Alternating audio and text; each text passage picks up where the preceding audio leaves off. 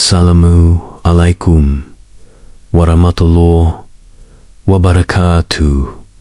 Dear brothers and sisters, in a world where marriage is often seen as a social contract or romantic escape, Islam presents nikah as something far deeper, a sacred, spiritual and moral bond between a man and a woman.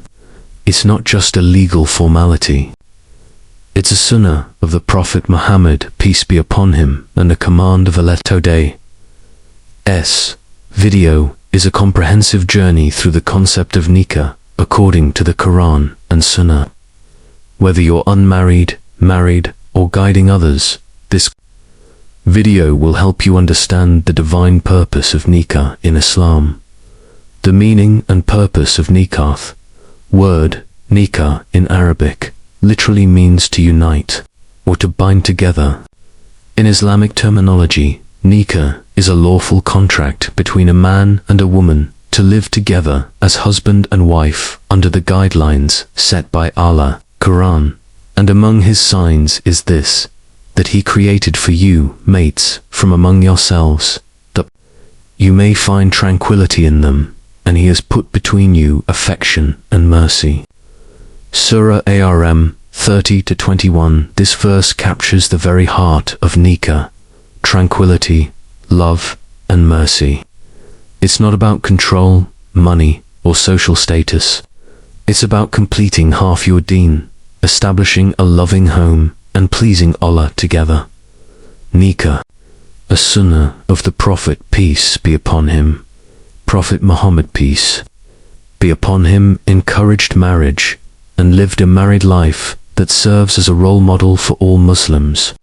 He said, "Marriage is part of my sunnah, and whoever does not follow my sunnah has nothing to do with me."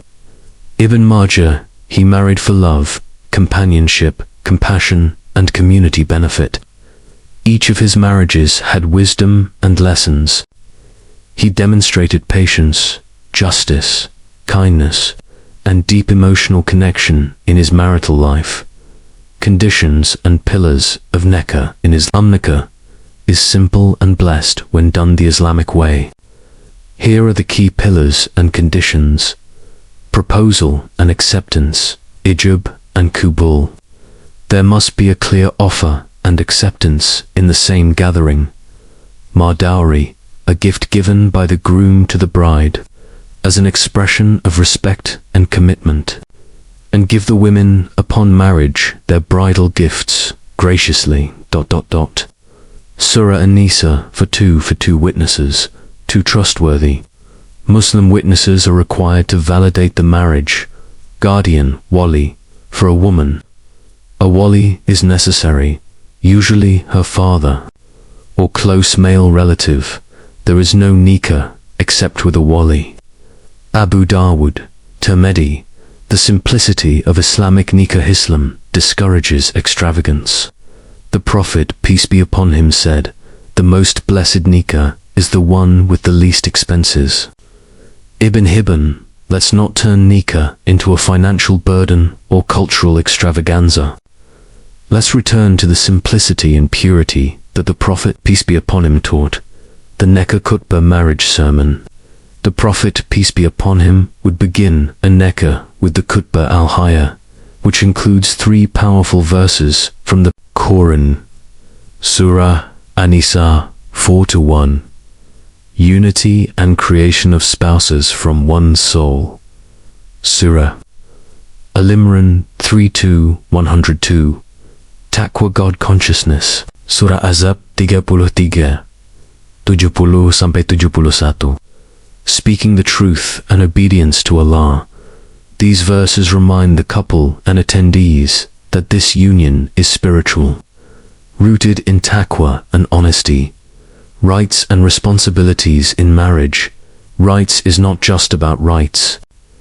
It's about fulfilling responsibilities with love. Rights of the wife: maintenance, food, clothing, shelter, kind, treatment, emotional support. The best of you is the one who is best to his wife. Tirmidhi. Rights of the husband: respect and obedience in what is right, guarding his home, and honor affection and companionship. The righteous women are devoutly obedient and guard in the husband's absence what Allah would have them guard. Surah An-Nisa 4:30. For both partners are protectors of one another. Love, mercy, and emotional bond. Marriage in Islam is not just a contract, it's a heartfelt bond. They are garments for you, and you are garments for them. Surah Al-Baqarah 2:187. This metaphor expresses closeness, intimacy, and mutual protection. The Prophet, peace be upon him, used to joke, race, and share food with his wives. His marriage was full of love and light-heartedness. Privacy and intimacy in marriage. Islam treats marital intimacy as sacred. The Prophet, peace be upon him, taught that even intimacy is rewarded by Allah. In the sexual act of each of you, there is a charity. Muslim privacy is essential. Exposing bedroom secrets is a grave sin. Among the worst people in the sight of Allah on the Day of Judgment is the man who goes to his wife and she to him, and then he spreads her secret. Muslim polygamy, the Quranic perspective. Polygamy is often misunderstood. Islam allows up to 4 wives only if justice can be upheld.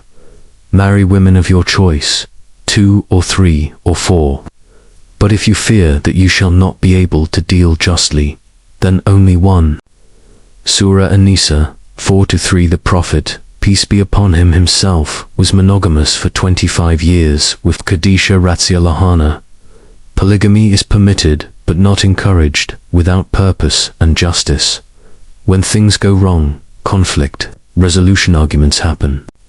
In every marriage, the Quran encourages patience-wise communication, family mediation if you fear a breach between them. Appoint to arbitrators.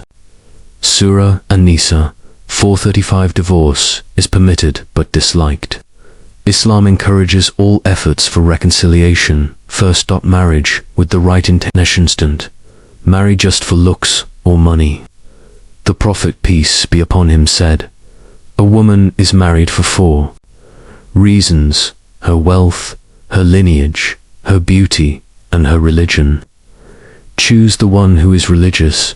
May your hands be rubbed with dust. Bukhari, Muslim, marry someone who will bring you closer to Allah.